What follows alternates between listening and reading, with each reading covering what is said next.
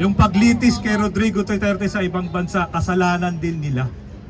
Dahil hindi nila nilitis dito sa bayan natin. Kung buhay pa ang tatay ko, siguro masaya kami. Tita, bakit pinaday si Baba habang natutulog kami? Mga 2016, 2017, kung binigyan ng pagkakataon na malitis si Rodrigo Duterte dito sa bansa natin, wala sanang ganito. Wala sanang ganito.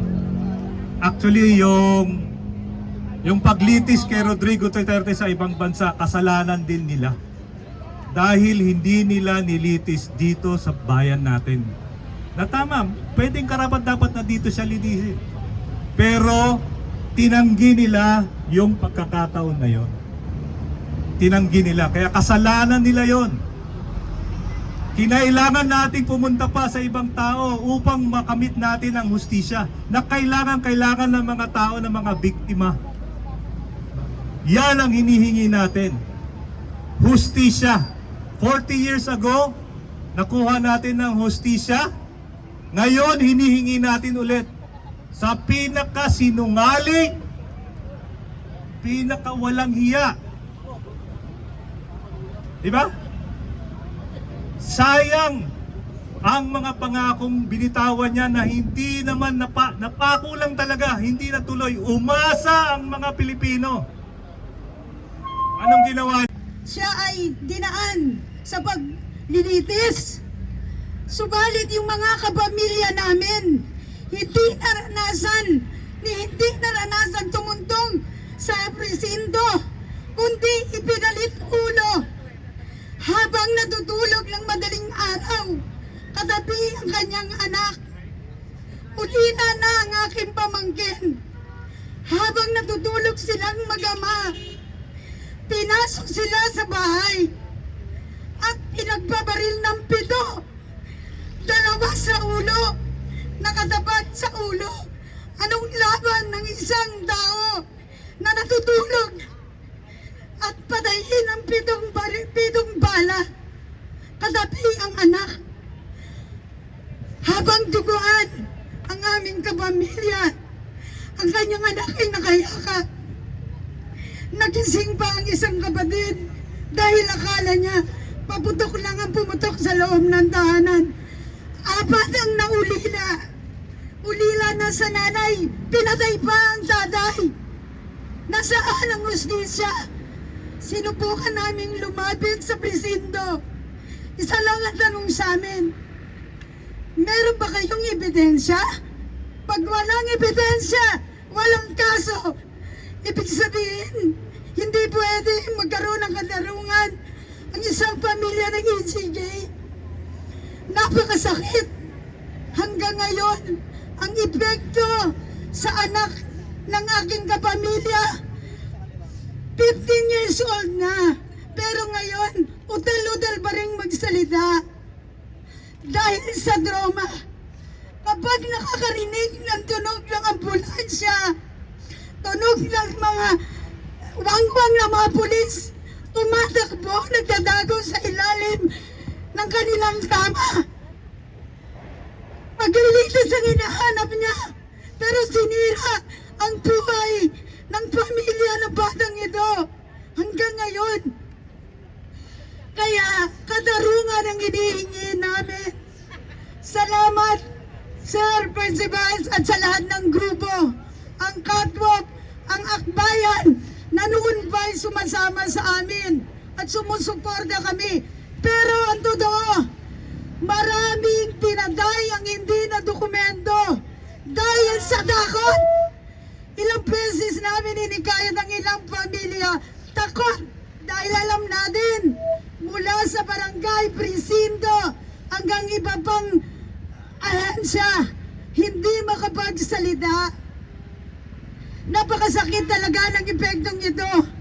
Dahil ang war on drugs ay hindi laban sa droga, kundi laban sa mahihirap. Sa mga taong hindi kayang magbayad para makamit ang hustisya. Hindi totoo na tuyo ng luha namin. Dahil ngayon, sa 8 taon, tuwing makikita ko ang 2 pamangkin ko na nagtatanong, Tita, kung buhay pa ang tatay ko, siguro masaya kami. Tita, bakit pinatay si Papa habang natutulog kami? Hanggang ngayon, kaya laking pasasalamat sa aming pamilya ng EJK na malaman namin na may lumalaban para sa amin. Na dinala ninyo ang kaso sa ICC dahil kami, presento pa nga lang, hindi namin magawa ng paraan. Ultimo dokumento. Salamat sa Catwalk na tumulong sa amin na makuha ang dokumento. Ultimo death certificate nang namatay namin. Kailangan pa ng authorization. Kailangan ng approval. Kami na ngayon namatayan, death certificate, bawal pa. Kaya ito ang aming hinihingi. Hustisya para sa mga Ang protesta na ito ay pinapangunahan ng mga kasama mula sa Magdalo, ng mga kasama mula sa Tindig Pilipinas, ng mga kasama mula sa Partido Manggagawa sa ilalim ng Nagkaisa Labor Coalition, ng mga kasama sa Every Woman, ng ating mga kasama sa Akbayan Party List, at ng ating batayan ng pagkakaisa at tuloy-tuloy ng matapang na paglaban, ang EJK Families and Survivors. Kaya malinaw ang ating panawagan nang halos hindi tutupi ng muntik nang maging dekadang panawagan. Rodrigo Duterte! Guilty! Guilty! Guilty! Guilty! Rodrigo Duterte! At sa pagbubukas ng ating programa, tinatawagan ko si kasamang Rafaela David, si kasamang Paeng mula sa Akbayan Party List. Never again to war on drugs! Never again, never forget! Guilty! Guilty! Rodrigo Duterte! Kamusta mga kasama? Nararamdaman niyo ba ang init ng galit ng taong bayan? Pero mga kasama, isang magandang balita. Tayo ay isang hakbang papuntang hustisya! Hustisya para sa mga Pilipino, hustisya para sa mga pamilyang nawala ng kanilang mga mahal sa buhay. Sa ilang araw po, i-celebrate natin ang EDSA People Power. Tama po? Ang sigaw natin, never again, never forget! Never again to martial law! Pero hindi lang po sa martial law tayo nagne-never again at never forget. Pati po, doon sa pagpatay ng Rehimeng Duterte. Tama po? Ano yung sigaw natin? Never again to war on drugs! Never again! Never forget! Never again to war on drugs! Never again! Never forget! Mula EDSA hanggang ICC, malakas po ang panawagan natin at klaro ang mensahe. Ang mensahe po, hustisya! Sabay-sabay po tayo iparinig natin, hustisya! Hustisya! Hustisya! Hustisya!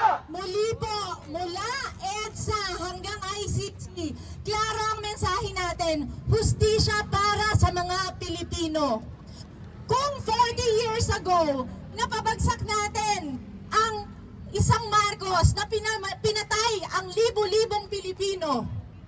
Ngayon po, pinakulong natin ang Duterte na pinatay ang libo-libo ring Pilipino. Di ba po? Yan po ang panalo ng mamamayang Pilipino. Pero hindi po sapat ang makulong lang. Dapat po, makonvict. Yes po? Because justice demands conviction. Dapat po hindi na makalaya Papayag po ba tayo doon? Sabi po natin, ito po, nakasulat sa placard, bring him to jail! Dapat po doon na siya, sana po mahaba ang buhay niya para pagbayaran ang kanyang naging krimen sa mga Pilipino. Tama po? Naniniwala din po tayo. Hindi lang natin napabagsak ang Marcos 40 years ago at gayon din napakulong ang Duterte ngayon. Ang tanong, papayag po ba tayong magkaroon na naman tayo ng presidenteng mamamatay tao? Ayaw natin yan! Ayaw po natin yun. Kaya sana po sa 2028, magkilatis po tayong maiging-maigi at manawagan po tayo sa ating mga kapwa Pilipino. Sabay-sabay po tayong never again, never forget. Never again, never forget. Never again to war on drugs! Never again, never forget. Never again to war on drugs. Never forget! Never again to war on drugs. Never forget! Muli po ngayong umaga mga kasama, ang panawagan natin magsanib puwersa ang mamamayang Pilipino, iparamdam ang people power kontra sa mga Marcoses, kontra sa mga Duterte at sa lahat ng mga nais abusuhin ang Pilipino. Mabuhay ang Pilipino! Mabuhay ang people power mga kasama! Kayang waldasin ng Estado ang simpleng pondo ng mamamayan. Kaya ding itapon ng gobyerno ang buhay ng maliliit na kababayan natin. Kamatayan ang laging nakaamba sa ulunan ng karaniwang naghihirap na Pilipino. Samantalang ang malinaw na pananagutan ni Rodrigo Duterte sa madugo at nakalulunod na karahasan ng tukhang at EJK ay kailangan nating bitbitin sa labas ng Pilipinas dahil ang hustisya sa ating bansa ay lubos na nakakauhaw palagi para sa maliliit, walang kakayahan at hindi nakabibili ng hustisya. Makatwiran at makatarungan ang pagbitbit sa ICC ng katulad ng isang malinaw na mamamatay taong katulad ni Rodrigo Duterte. Kaya ang ating panawagan, Rodrigo Duterte! Rodrigo Duterte! Rodrigo Duterte!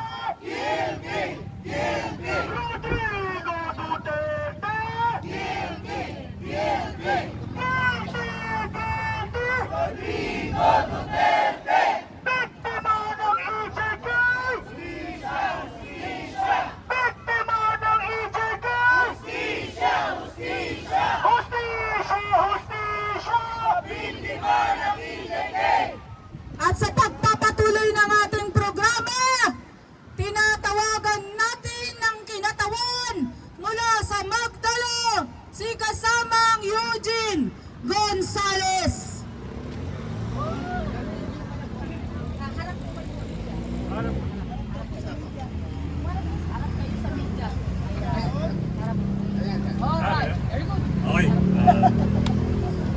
Okay.